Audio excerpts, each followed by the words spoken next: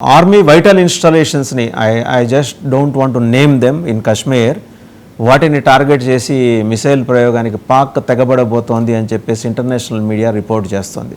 National media కాదు, even for that matter Pakistan media. ఇవాళ Pakistan media వాళ్ళ దేశంలో నీరు తర్వాత పాలు దొరికితే చాలనుకునే వాటి మీద కాన్సన్ట్రేట్ చేసింది. ఇంటర్నేషనల్ మీడియాకి ఇన్పుట్స్ ఉన్నాయి. ఈవెన్ కొన్ని నేను పేర్లు చెప్పలేను ఆ మీడియా సంస్థల పేర్లు. వాళ్ళైతే they have directly published the stories.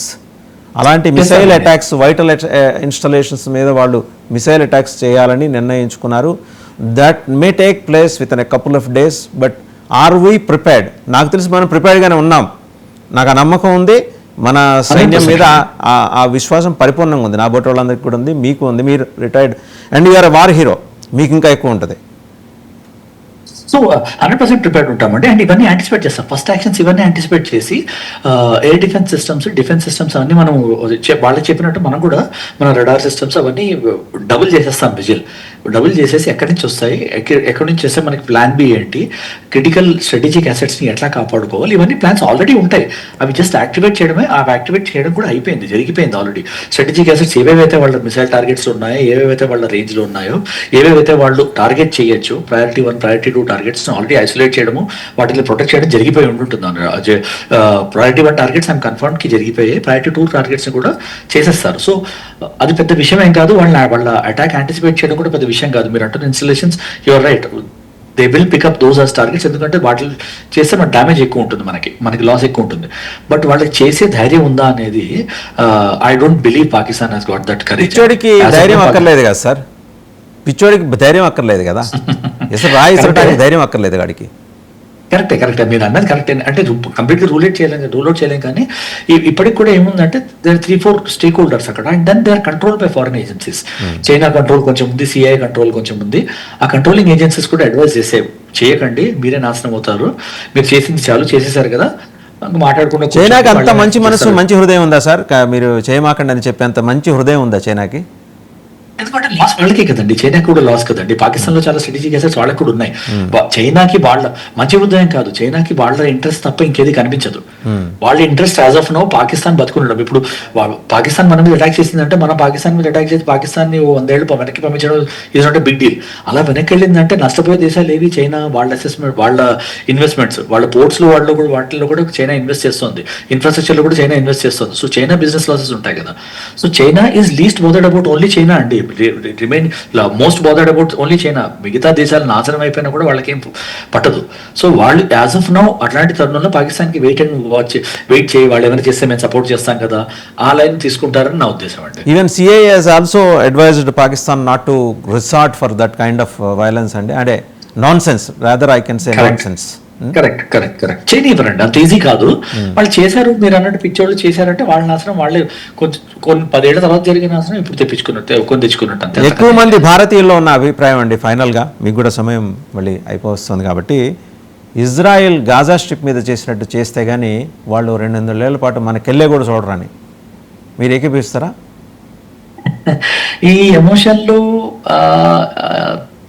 అంటే ఇలాంటి యుద్ధం మొదలు పెడితే ఎండ్ చేయడం మీ చేతిలో ఉండదు అండి. It's not a 2-way tour. So ఎలాంటి యాక్షన్ అనేది నేను స్ట్రాటజిక్ లీడర్స్ మీద వాళ్ళ మీద వదులుతాను. కానీ నా పర్సనల్ ఒపీనియన్ అడిగారు అంటే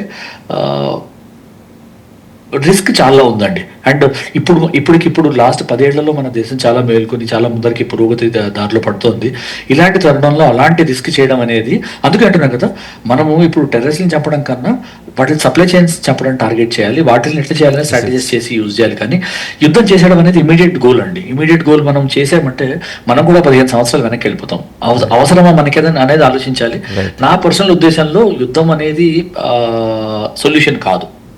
రైట్. ఫైనల్గా ఒకే ఒక విషయం, వార్ హీరోగా కార్గిల్లో మీరు ఫేస్ చేసినప్పుడు మీకు ఎదురైన హృదయం ద్రవించే ఒక్క సంఘటన, మీకు చాలా ఎదురై ఉంటాయి, మీ కొలీగ్స్ని కాపాడుకునే క్రమంలో ఒక్కటి షేర్ చేయండి. అంటే to imbibe a kind of national spirit among the audience, I humbly place my request sir. ఉదయం అంటే నేను అటువైపు నుంచి చెప్తానండి. అంటే మనవి స్టోరీస్ చాలా ఉన్నాయి. మన వార్ హీరోస్‌వి అవన్నీ. బట్ ఒకటి చెప్పాలి అంటే మానవతా దృక్పథం మీద హృదయం అంటే ఒళ్ళు గగురు పొడిచే ఒక ఇన్సిడెంట్ ఏంటంటే, మీరు యుద్ధానికి పంపించి మేమేమో యుద్ధంలో దెబ్బ తగిలిన వాడికే కాదు, యుద్ధంలో వీరగతి పొందిన వాళ్ళని కూడా వదిలి వెనక్కి రామండి. మా ట్రైనింగ్ అలాంటిది. ఏవైనా కూడా మేము రోజు 2 రోజులు 3 రోజులు అయినా కూడా వెతికి తీసుకొచ్చి జరిగింది ఏదో జరిగిందని వాళ్ళ ఫ్యామిలీకి హ్యాండ్ ఓవర్ చేస్తాం.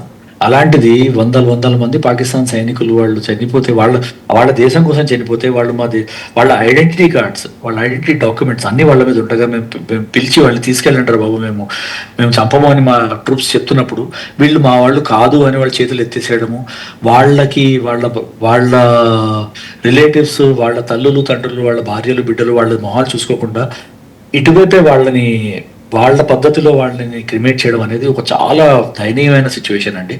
ఎటువంటి దేశము, ఎటువంటి సొసైటీ, ఎటువంటి కల్చర్ అంత ఘోరానికి దిగజారకూడదు. యుద్ధం మీరు స్టార్ట్ చేశారు, దేశం స్ట్రాటజీని స్టార్ట్ చేశారు. దాని తర్వాత యుద్ధంలో పావులుగా సిపాయిల్ని వాడుకున్నారు. వాళ్ళు ఆ యుద్ధం కోసం వాళ్ళ ప్రాణాలు వాళ్ళని అర్పించారు. అలాంటి వాళ్ళకి మర్యాద కూడా ఇవ్వకుండా, వాళ్ళకి అంత్యక్రియలు కూడా చేయకుండా, వీళ్ళు మాకు సంబంధించిన వాళ్ళు కాదు, వీళ్ళు మా దేశస్తులు కాదు అని చెప్పి వదిలేయడం అనేది అంత దరిద్రం ఏ దేశానికి రాకూడదండి. అది మాత్రం నా మైండ్లో చాలా ఇంప్రింట్ అయిపోయిందండి ఆ ఇన్సిడెంట్.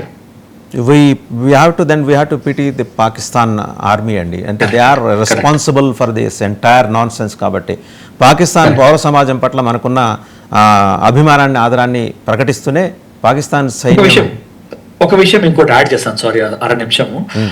అదే మన సైడ్ మీరు చూసారంటే, ఎవరైనా ఒక జవాన్ కూడా ఆపరేషన్స్ లో మృతి చెందాడు అంటే ఎంత కుదిరితే అంత సీనియర్ ఆఫీసర్ని మేము బాడీ తీసుకుని ఫుల్ రెస్పెక్ట్ తోటి వాళ్ళ ఇంటికి వెళ్ళి వాళ్ళని క్రిమేట్ చేయించి వాళ్ళ అంత్యక్రియలు జరిపించి వాళ్ళ ఫ్యామిలీతో టైం స్పెండ్ చేసి, నేను 2 సార్లు వెళ్ళానండి. మా కోర్స్మేట్ ఒక ఆయన అట్లానే ఆపరేషన్స్ లో అనంతలాగ్లో చనిపోయినప్పుడు నేనే వాలంటీర్ చేసి వాళ్ళ ఇంటికి వెళ్ళాను. హిమాచల్లో వెళ్ళి అంత్యక్రియలు చేసి వాళ్ళ ఇంట్లో వారం రోజులు ఉండి, వాళ్ళ పేరెంట్స్ తోటి వాళ్ళతో ఉండి, కొంచెం వాళ్ళ మనసులు సద్దుమణిగేంత దాకా వాళ్ళకి ఏం కావాలనేది చూసి, వాళ్ళ తర్వాత డాక్యుమెంటేషన్ ఏంటి, వాళ్ళకి అతని డెత్ బెనిఫిట్స్ అవి ఉంటే ఎలా వస్తాయి, ఎవరు టచ్లో ఉంటారు, అవన్నీ చెప్పి వాళ్ళు కొంచెం శాంతపడ్డాక, వాళ్ళ దుఃఖం కొంచెం వాళ్ళు అడ్జస్ట్ అయ్యాక దాని తర్వాత వచ్చాను.